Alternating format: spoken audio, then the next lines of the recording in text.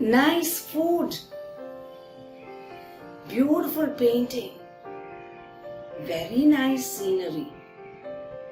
Can we stop using these regular common words and instead use a different synonym for each of them? I'm sure there has been many a times when you wanted to use these new words, but it just slips out of your mind. Don't worry, it happens to everybody. When you study a new word, don't just memorize it. It is always good to connect it to some event that has happened in the past or to happen, and that's how it registers in your memory.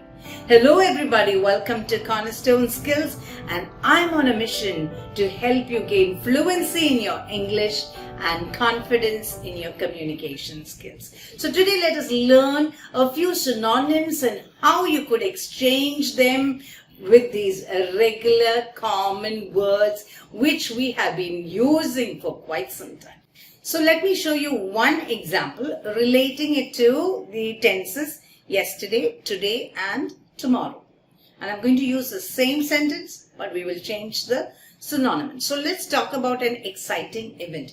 Yesterday, I went to the beach with my friends and we had an amazing time together. Instead of nice time together or good time, I used an amazing time together. After that, you can continue. We had fun, we swam in the beach, whatever. So that's about yesterday. We spoke about the past tense and we used a different synonym.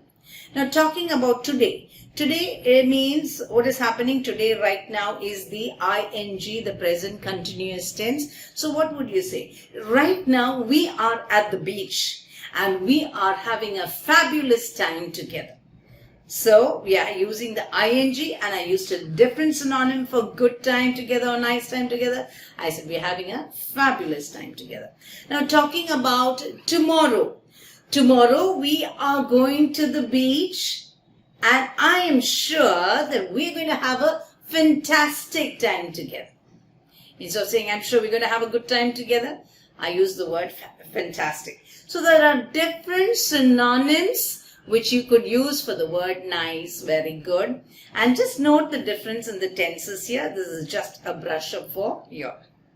So we got to stop saying, oh, they look so beautiful, so nice, very good. Now let's talk about some different sentences. Okay, so my daughters were given lovely dresses for Christmas and they looked gorgeous in those dresses, or they looked stunning in those dresses. Instead of saying they looked nice, I used the word gorgeous or stunning. So last night, I went out to a restaurant with my husband for dinner and we had a sumptuous meal. So instead of saying we had a nice meal, we had a good meal. What does sumptuous mean? Excellent, terrific. The food was too good. And note one thing here. I did not say yesterday evening. I did not say yesterday night, but I said last night. Another example. I did not want to go for the movie with my friends because I heard it was boring. But at the end of the movie, I was like, wow, it was such a terrific movie. Now you may say, I don't have anything interesting happening in my life. My life is so boring. Look out and talk about the weather. Every morning is such a hot day, but this morning the weather was simply fabulous. Note again, I did not say today morning, I said this morning. The weather was amazing. I was going through the videos on my mobile phone. I came across a story on YouTube and it was such a marvelous story. Now see, we have used so many synonyms for the word nice, very good, beautiful.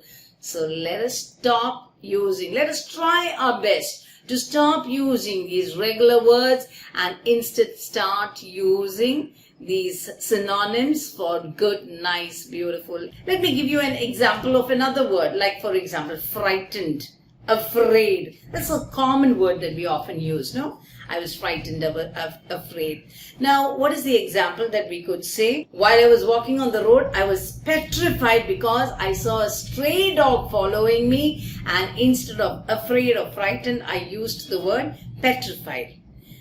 Another example, I froze when my car stopped on the highway in the middle of nowhere. Imagine, you get so frightened, right? So another word I mentioned here is froze. Let me give you one more example for the word frightened. I was gripped with fear when I walked into my bedroom and I saw a man standing there with a rifle. So, what are the words? I use petrified, you can use horrified, froze, gripped with fear. You can find different synonyms on Google also and try to learn them, try to master them, try to understand the meaning. So, when you have a visual connection of the words to some event, you are not going to forget these sentences or these expressions that you have learned.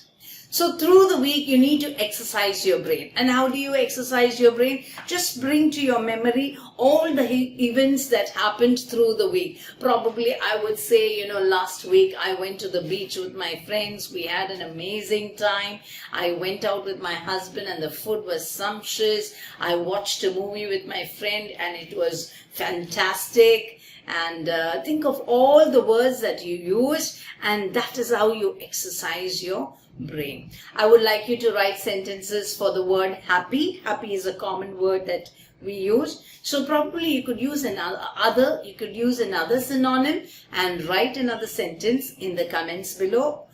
So if you have been using the same word over and over again, get yourself to learn the synonym and use it consistently. So use these words. When you learn a new word, make sure you use it consistently at least for a week. It will subsequently stay in your mind. In conclusion, learning a new language and new words, it can be tough, but with the right mindset, it can be fun and it will have a rewarding experience. So go find someone and tell them that you are overjoyed because of the fabulous experience that you had this week, or something interesting that you read about.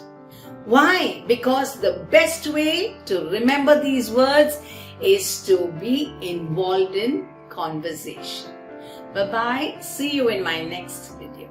And don't forget to subscribe and click on the bell button.